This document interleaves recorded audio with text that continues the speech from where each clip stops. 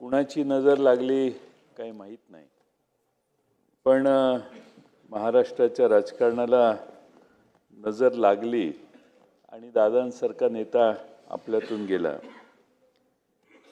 मोठ्या अपेक्षेने ज्यांच्याकडे महाराष्ट्रात बघितलं जातं त्यांनाच हिरावून घेण्याची नियतीची पद्धत आहे का, अशी शंका यावी। आपल्या आधीच्या सगळ्या वक्त्यांनी त्यांचा उल्लेखही केला। विलासराव देशमुख साहेब असतील, गोपीनाथ मुंडे असतील, आर आबा असतील आणि आता अजितदादा। दादांच्यावर बोलण्यासारखं बरंच काही आहे, कदाचित दिवस देखील पुरणार नाही। आणि दादांचा स्वभावाचं वर्णन सर्वांनीच केलेलं आहे। आपण सगळे दादांच्या बरोबर आज नाही, गेले 35-40 वर्ष काम केले। दादांच्या स्वभावातले बारकावे वर्णन करावेत तेवढे थोडे आहेत।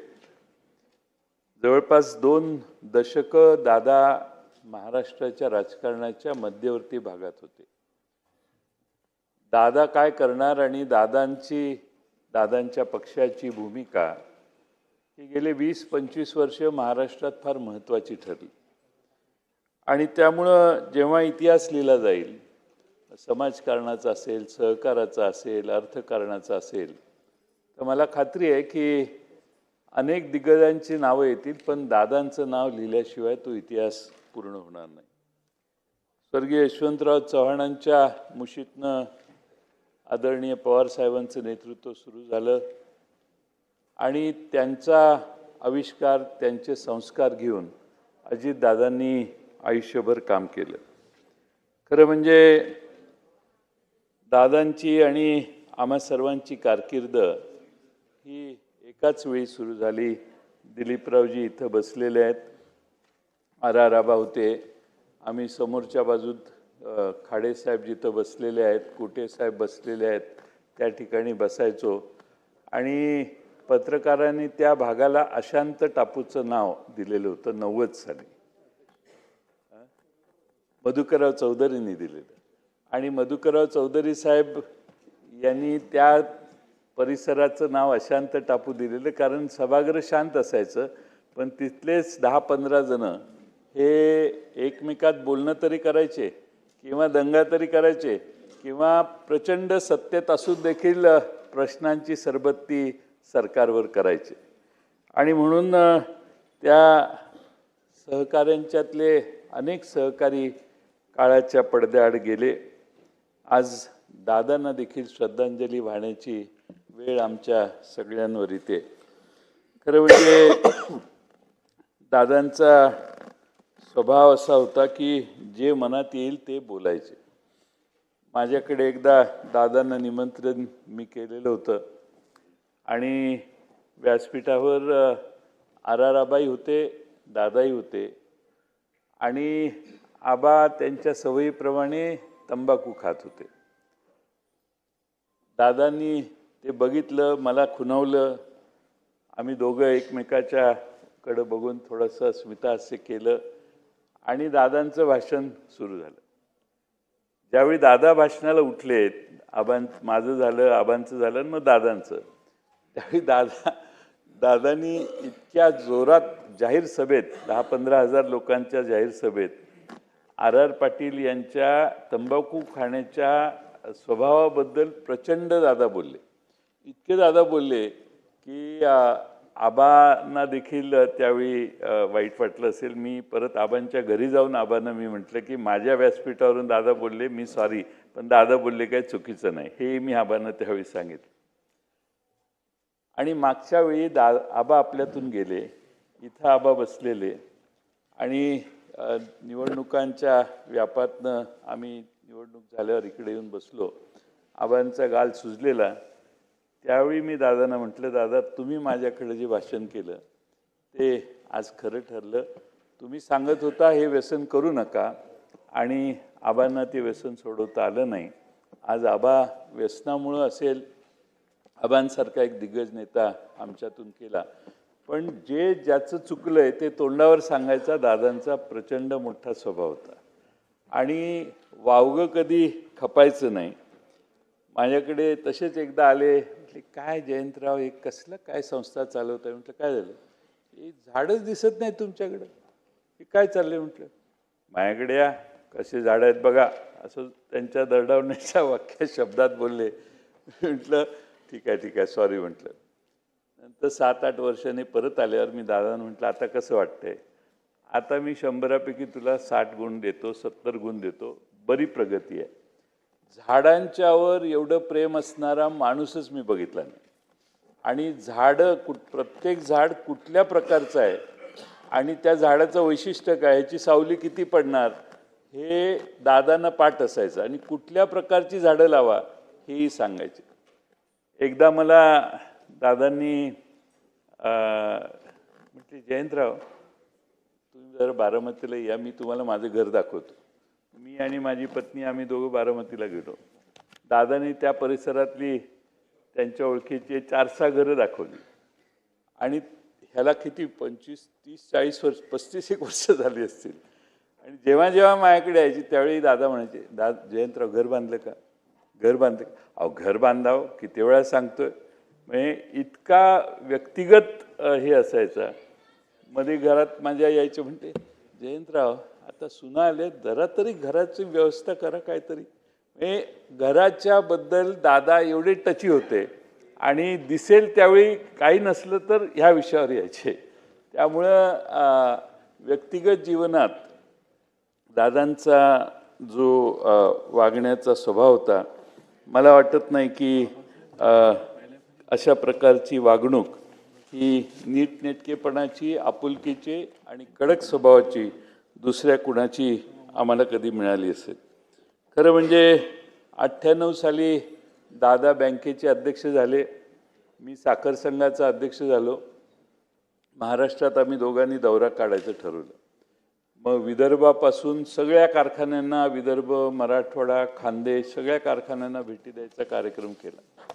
काही कारखाने बँकेचे अध्यक्ष येणार आहेत, बँकेचे पैसे मिळाले पाहिजेत म्हणून कारखाना ऊस नसला तरी चालू ठेवायचे. एका कारखान्यावर आम्ही गेलो, त्या कारखान्यावर जाताना ऊस नव्हता. तर संस्था चालक म्हटले दादा ह्या बाजूने ऊस येत नाही, तिकडच्या बाजूने ऊस येतो. बरं म्हणतो. मग आम्ही गेलो. त्याने काय कारखान्यात आम्हाला जाऊन दिलं नाही, कारण धुराडं चालू होतं.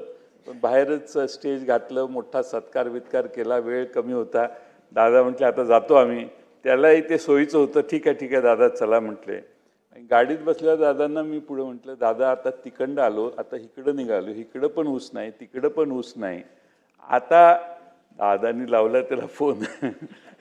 हे म्हटले काय सांगतो. म्हटले इकडेही ऊस नाही, तिकडेही ऊस नाही, तू काय आम्हाला मूर्ख बनवतो का. एवढे दादा फोनवर त्या कारखान्याच्या अध्यक्षाला बोलले. सांगायचा मुद्दा की जे समोर दिसतंय त्याचा तिकडेच तुकडा पाडण्याचा स्वभाव दादांचा आम्ही फार जवळून बघितला. खरं म्हणजे आज परिस्थिती बदललेली आहे. पण बदललेल्या प्रत्येक राजकीय लोकांना असं वाटायचं की दादा फार तापट आहेत आणि चिडतात. पण दादा फार धोरणी होते. दादांची राजकीय समज प्रचंड जास्त होती. आणि पुढं काय होऊ शकतं, काय करणार आहे आणि आपली ताकद किती याचा दादाने एवढा कदाचित कुणाला अंदाज नव्हता. त्यामुळे दादांचं सेल्फ असेसमेंट देखील स्ट्रॉंग होतं. आणि मी पक्षाचा अध्यक्ष झाल्यावर 2019ला आमच्या कार्यालयात काही फारशी गर्दी नसायची. म्हणजे आले धनंजय मुंडे आले, दिलीप तायराव आले, संजय आले, असे कोण आले तरच आमच्याकडं जरा 10-15 जण आले. कारण ते ओटीचा टाईम होता 18-19चा काळ. आम्ही एक सर्वे केला आणि दादांना मी म्हटलं दादा ही सर्वेप्रमाणे. हो सर्वेप्रमाणेच. आम्ही दोघं एकत्रित बसून जे सर्वेने आले त्यांनाच तिकीटं दिली. 2 बदलायची होती. एक आपले बनसोडे, आपले विधानसभेचे उपाध्यक्ष अण्णा बनसोडेंचं, ते हायवेला तिकडं टोल नाक्यावरच त्यांना घेराव केला. दादांनी मला तिकडं फोन केला, जयंतराव मी ते काल हे नाव सांगितलेलं ते आता बदललं तर चालेल का. म्हटलं चालेल. एबी फॉर्म तुमच्या आधी पोचलेत म्हटलं पुण्यात, त्यातलं कुठलं द्या म्हटलं, काय हरकत नाही. ठीक आहे म्हटले. मग आणखीन थोड्या वेळाने दुसरा फोन आला, कुठेतरी मराठवाड्यात बदलायचं आहे. बदललं तर चालेल का? सांगायचा मुद्दा मगाशी भास्करांनी सांगितलं, पक्षाच्या अध्यक्षाला सांगून त्याला पाहिजे ते त्यांच्या कानावर घालून निर्णय घेण्याची एक प्रचंड मोठी स्वभावाचं वैशिष्ट्य दादांचं आम्ही बघितलं. आणि मला आठवतं एकदा संघर्ष यात्रा काढली, काँग्रेस पक्ष 17 जणं निलंबित केली, भास्करांना निलंबित केलं, आमचं संग्राम जगतापी त्यात आहे, असे 16-17 जणं निलंबित त्यावेळी झाली. मग संघर्ष यात्रा निघाली. संघर्ष यात्रेचं राधाकृष्ण विखे विरोधी पक्ष नेते, सगळी बसची व्यवस्था राधाकृष्ण विखे पाटलांची, जेवणाची सगळी व्यवस्था राधाकृष्ण विखे पाटील, आम्ही फक्त बसमधले प्रवासी असायचो. दादा म्हणायचे, हे राधाकृष्ण विखेलाच आपल्याकडे एकदा खेचला पाहिजे जयंत, हे किती चांगली व्यवस्था करतो बघा, खेचला पाहिजे म्हणजे आपल्याकडे आणला पाहिजे.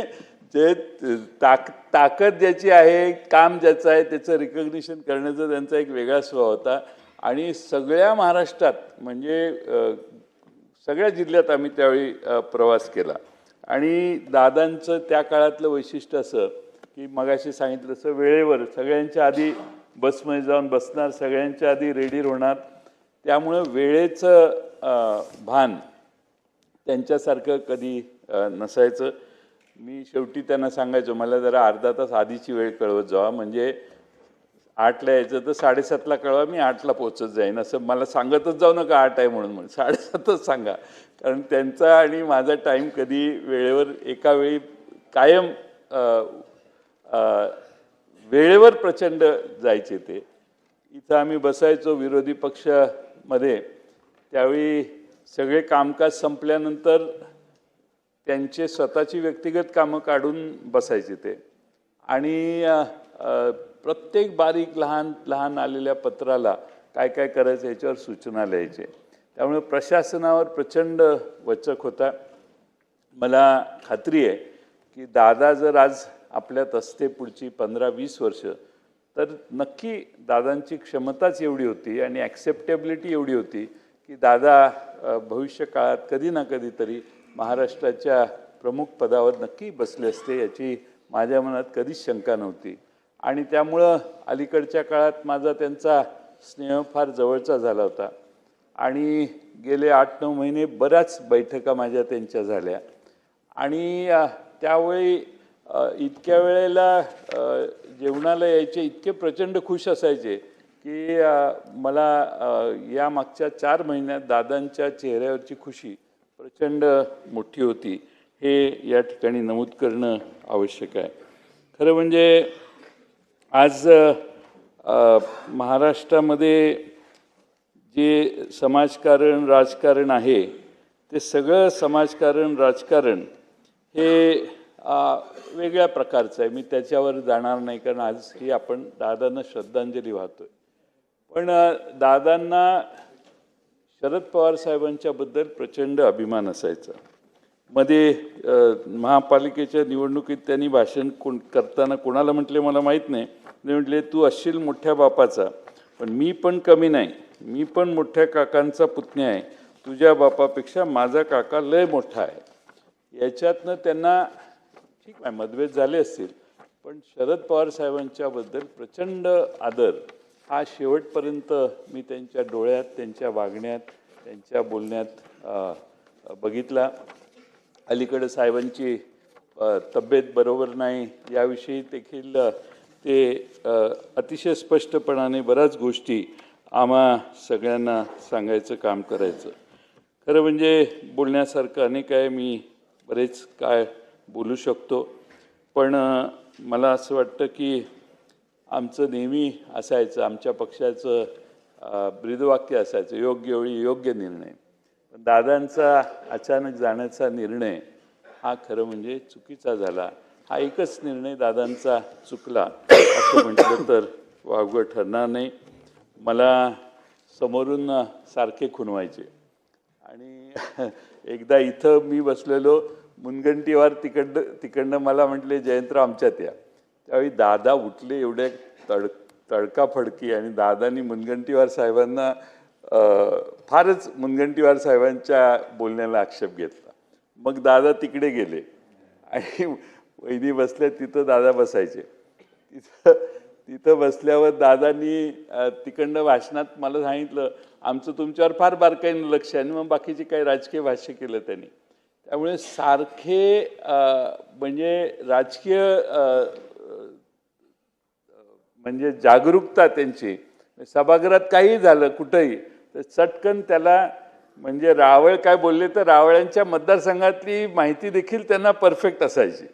त्यामुळं ह्या 288 मतदारसंघाचा अतिशय बारकाईनं अभ्यास दादांना होता, हे आपल्या सगळ्यांना कबूल केलं पाहिजे. खरं म्हणजे अनेक गोष्टी या ठिकाणी सांगता येतील. आम्ही भाषणाला जायचो तर सगळे समोर दादांच्यासाठी घोषणा असायची, एकच वादा अजित दादा.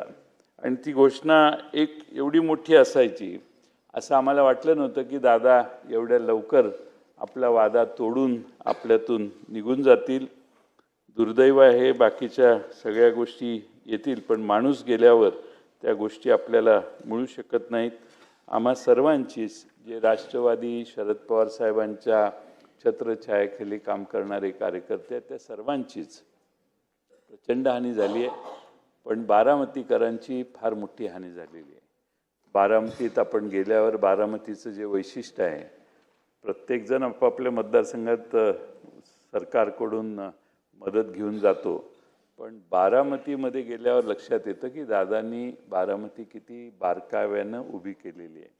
रस्त्यावरच्या फुटपाथच्या रंग जरी खराब झाला तरी गाडी उभं करून फोन करून तो रंग परत मारून घ्या सांगणारे दादा, आणि स्वतः फुटपाथ, झाडं आणि तिथला परिसर बघण्याच्यासाठी प्रचंड वेळ देणारे दादा, हे आपण सगळ्यांनी बघितले. ते बारामतीकरांना त्यांची कायमची उणीव भासेल असं मला वाटते. लोकप्रतिनिधी आपण सगळेच आहे, पण एवढा जीव लावून त्या बारामतीत काम दादांनी केलं, हे तिथं गेल्यावरच आपल्या सगळ्यांना कळू शकतं. आणि म्हणून आज त्यांना श्रद्धांजली वाहण्याची वेळ आमच्यावर कधी येईल असं आम्हाला कधीच वाटलं नाही. मला दादा गेल्याचा धक्का प्रत्येकालाच आहे. आम्हा सगळ्यांना तर बातमी कळल्यानंतर सुचत नव्हतं की असं शक्य कसं होऊ शकतं. म्हणजे दादांच्या पार्थिवाचं दर्शन घेण्याचंही धाडस आम्ही तिथं असूनही आम्हा कुणाला झालं नाही. आणि त्यामुळं माझी मुख्यमंत्री महोदयांना विनंती आहे की हा अपघात कसा झाला,